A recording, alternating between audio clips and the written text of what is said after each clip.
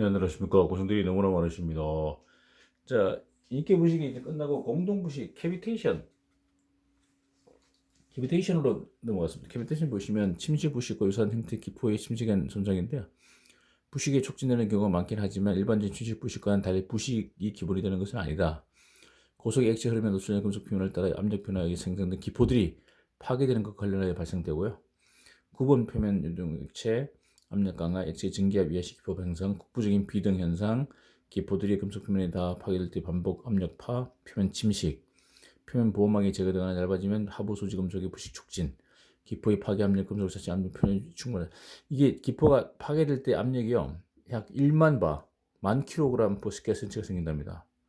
미껴를 정도인데요. 상당히 셉니다. 그래서 표면을 파먹는 겁니다. 이렇게. 예, 충격을 보시면 됩니다. 이걸 그냥 뻥 터지면서 하는 게 아니라 이게 터지기 전에 때리고 터지거든요. 소용돌이를 만들어가지고 다시 그 그림을 나중에 보이도록 하겠습니다. 고속유치의 흐름에 존재하는 선박 프로펠러, 펌프 인플라 등이 발생된다. 이렇게 보시면 되고요. 자, 이렇게 방지하려면 어떻게 하냐. 응급 방식을 해야 된다. 표면에 방출된 수소에 의한 완충 효과도 있고요. 용존산소를 저감시켜야 된다. 적은 압력 감소에도 기포혈을 더욱 쉽게 생성하기 때문에 내측석의 우선 합금은 캐비테이션에 대한 저항성은 우수하지만 그렇다고 완전한 저항성을 가지는 것은 아니다. 신중한 설계 표면에서 발생하는 압력 강화를 최소화시키고 펌프 및 그 외 다른 장비들의 작동을 적절히 조절하고 유체 흐름이 좋지 않은 상태에서는 펌프를 작동하지 말 것. 흡입 압력이 낮아지게 되면 내부의 압력 강화 기포 발생이 용이하다. 그래서 이걸 주의해서 해야 된다는 말씀이고요. 이게 이제 캐비테이션 버블 앳쉽 배 프로펠러에서 이렇게 뒤부분 기포들이 발생돼서 뒷표면에 충격을 주는 거, 이쪽에다 충격을 주는 그런 그림이 되겠습니다. 이 그림은 안드레 이바 독일에 있는 교수님 강의 자료가 되겠습니다. 보시면 되고요. 그 다음에 보시면 자 여기 이제 이렇게 해서 결국은 여기 이제 보면 얘는 멀쩡한 얘들이 지금 다 지금 손상이 됐죠. 얘를 더 확대하면 이렇게 됩니다. 요걸 확대했더니 여기 뭐 디테일을 했더니 이게 다 파먹혔습니다. 그러니까 충격 표면을 때립니다. 이렇게 충격입니다. 기포가 표면을 때리고 소용돌이 치면서 때리고 그러니까 표면에 기포가 생겼잖아요. 기포가 얘가 샥 돌면서 물이 따라 들어갑니다. 물이 따라 이걸 때려서 이걸 표면을 때려버렸는데 이 폭이 마이크로미터입니다. 이걸 마이크로젯이라고 합니다. 마이크로젯. 제트. 마이크로제트. jet이 때려버리기 때문에 이 충격입니다. 그래서 파먹힙니다. 이게 견디는 애들은 거의 없다. 이렇게 보시면 됩니다. 마이크로제트. 이 때리는 압력은 10만 바. 10만 킬로그램 퍼 스퀘어 센치죠. 압력으로요. 예. 이렇게 됐다고 보시면 됩니다. 저기 이제 엣지 오브 프로펠러 쪽 이런 데 다 파먹혔습니다. 이 상당히 충격입니다. 충격. 그럼 우리가 충격이 강한 건 뭘까요? 충격. 페라이트하고 오스트나이트. 페라이트 중에서 충격이 강한 건요. 페라이트. 충격에 대해서는 이쪽이죠. 이쪽은 약하죠. 예. 왜? 오스트나이트는 중간에 비어있기 때문에 충격받으면 페라이트는 딱딱하기 때문에 충격받으면 그냥 깨집니다. 파입니다. 그러나 오스트나이트는 보여드렸지만 이게 중간에 비어있기 때문에 제가 탄소를 집어넣었는데요. 요거 빼버릴까요? 예, 헷갈리시니까 탄소가 한 마리 들어있는데요. 탄소를 빼겠습니다. 탄소를 빼내겠습니다. 빼내면 중간에 비어있잖아요. 이렇게 비어있습니다. 빈 공간 때문에 때리면 완충이 돼가지고 충격을 흡수하기 때문에 충격이 강합니다. 오스트나이트 그래서 오스트나이트 조직이 캐비테이션에는 충격이 강합니다. 예. 완전히 막을 수 없어도 덜 이게 찍히는 거죠. 덜 침식이 되는 거죠. 예. 여기 그래서 이제 여기 이바 교수님이 이제 실험한 겁니다. 캐비테이션 에로전 해가지고 공동 침식을 했더니 여기다가 이제 초음파를 해가지고 막 때려가지고 버블 만들어서 이렇게 해서 요게 이제 사진 고속 카메라로 찍은 겁니다. 마이크로 제스를 만들더라 찍었는데요. 이렇게 됩니다. 확대했더니 보시면 기포가 깨지기 전에 쫙 소용돌이 치면서 표면을 들어가 표면을 때립니다. 이게 20 마이크로니까요. 이 끝은 마이크로 단위입니다. 그래서 마이크로 제트 직경약 1 마이크로 외부의 물이 빠른 속도로 유입돼서 표면의 충격압력 약 1000메가파스칼이니까 1만 바. 그러니까 1000메가파스칼 킬로그램 퍼 센티로 바꾸면 곱하기 10을 해야 되잖아요. 만바. 예, 이렇게 표면을 침식한다는 겁니다. 이게 캐비테이션입니다. 그다음 이걸 이제 영어로 쫙 연성제로 추정제로 이제 잠복 상태, 침식 상태였는데 이건 이렇게 연성제도 추정제로 같이 이렇게 똑같이 이제 만들어진다는 것을 나타낸 거고요.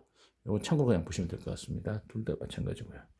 자, 그러면 이제 종류별로 한번 실험해봤어요. 캐비테이션 에로전 실험했는데 10만 초를 울트라소닉으로 해가지고 직류수에서 이렇게 해봤잖아요. 했더니 제일 약한 알루미늄 원래 약하니까 약하고요. 제일 강한 게 NiTi 형상기화금. 그러니까 니켈 50, 티탄 50이니까 우리가 오스트나이트죠. 오스트나이트다 보니까 그 중에서 형상기화금이 제일 강하더라. 이게 이제 침식된 깊이입니다. 이게 배 프로펠러 재질입니다. 이게. 그러니까 상당히 프로펠러도 괜찮죠.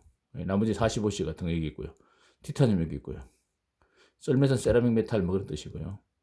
다른 재료 스텔라이트도 좋습니다. 스텔라이트도 있죠. 근데 배 프로펠러 여기 있고요. 요게 이제 X35라는 그런 거 특수한 우리 오스트나이트. 이게 다 오스트나이트입니다. 얘들 다 오스트나이트. 구리 오스트나이트니까요. 이 G라는 얘기는 이제 독일에서 독일 자료다 보니까 X는 나누지 마시오 고학 건강. G는 주조란 뜻입니다. 프로펠러 주조해서 만드니까요. 주조. 그래서 이 니티놀. 보통 니티놀이라고 부르기도 하는데 니켈 티타늄 여기 제일 세더라는 거죠. 형상기화감이 됐습니다. 얘는요 듀플렉스를 한번 때려봤습니다. 오스트나이트 페라이트 같이 섞여 있죠. 듀플렉스 보시면 이렇게 돼 있잖아요. 듀플렉스 보시면 결국 오스트나이트 페라이트 같이 존재하는데요. 철판이다 그러면 바탕은 알파 페라이트고 이게 이제 중간중간에 오스트나이트가 이렇게 어떤 섬처럼 이렇게 존재하잖아요. 이게 감마입니다. 자, 기준입니다. 오스트나이트 페라이트 어느 쪽이 더 충격이 강할 거예요? 오스트나이트죠. 자, 경도를 찍어봤습니다. 경도 처음에는 누가 높습니까? 당연히 페라이트 높겠죠. 근데 계속 때리면 어떻게? 계속 때리면 오스트나이트가 경도 올라갑니다. 원래 오스트나이트 무르잖아요. 근데 계속 때리니까 이게 계속 찌그러들면서 충진율이 14%에다가 찌그러드니까 경도가 더 올라가더라는 거죠. 결국 나중에는. 예. 이런 현상, 역전현상입니다. 그래서 이제 사진을 찍어봤어요. 찍어봤더니 페라이트는 다 파먹겠어요. 이게 페라이트. F. 오스트나이트는 약간 찌그러들었지만 그래도 버티잖아요. 이건 다 파먹히고 이게 이제 버티고. 예, 그래서 오스트나이트 조직 경도가 낮아 외부 충격에 대한 전단 형태의 선이 나타나고 오스트나이트 기포의 폭발로 경화되어 마르텐사이트와 페라이트. 그러니까 마르텐사이트는 가공 유기 마르텐사이트죠. 찌그러들었으니까. 페라이트는 침식돼 버리고 기포 폭발로 오스트나이트의 FC 변형된 마르텐사이트 이걸 가공 마르텐사이트로 부르죠. 경도 상승되더라. 경도 올라가 버렸습니다. 이렇게. 페라이트는 약간의 경도 상승을 보이고 다 파먹히고요. 변형유기 마르텐사이트, 가공유기, 변형유기 이렇게 같은 말을 씁니다. 여기 보시면 이제 여기 이제 듀플렉스 내부 이런 게 하나 있죠. X2로 되어 있고 X는 뭡니까? 나누지 마시고 고학 건강, 크로니모 N, 22O. 자, 우리 듀플렉스 되려면 세 가지밖에 없다 그러죠. 22크롬 이상입니다. 더하기 5니켈, 6니켈, 7니켈밖에 세 마리가 실용적으로 세 가지밖에 없습니다. 쓰는 게. 자, 22오니까 듀플렉스죠. 자, 몰리브덴 3%, 질소는 0.2 정도 생략. 이렇게 되면 이게 뭡니까? 기준입니다. 자, 이건 뭘 나타내는 거예요? 무슨 일을 실을게요? 750도 30분 물. 이게 고용활철이죠. 750도 30분 유지 물이 집어넣어라. 그러니까 듀플렉스도 오스네트 있기 때문에 예민하기 때문에 얘도 제조할 때는 반드시 제조하는 사람은 고용활철을 하고 제품을 이렇게 팔아야 된다는 그런 개념이 그런 말씀이 되겠습니다. 자, 공동무식 이제 계속 여기까지만 할게요. 여기 마지막입니다. 보시면 이제 산성용에서 때리는 거하고 캐비테이션이라는 거하고 그 조금 더 부식 환경이 심할수록 더 많이 된다는 얘기죠. 예, 증류수하고 산성용액, 당연히 산성용액 쪽이 당연히 그러니까 침식 부식이 같이 일어난다는 얘기죠. 예, 그런 걸로 생각. 캐비테이션 작용 시간과 등등으로 침식이 비례 증가되고 염화칼슘용액, 산성용액, 증류수의 손으로 침식량이 염화칼슘이 더 많이 되더라. 예, 그런 여기 이제 웨이트 로스고요. 예, 이쪽 증류수보다는 산성용액 그다음에 염화칼슘용액 이렇게 되어 있습니다. 10%, 3%, 황산 10%, CAC 염화칼슘이 더 가장 세더라 이거죠. 예, 침식 캐비테이션이 일어난다 이렇게 보시면 되겠습니다. 이렇게 공동무식을 정리했습니다. 네, 감사합니다.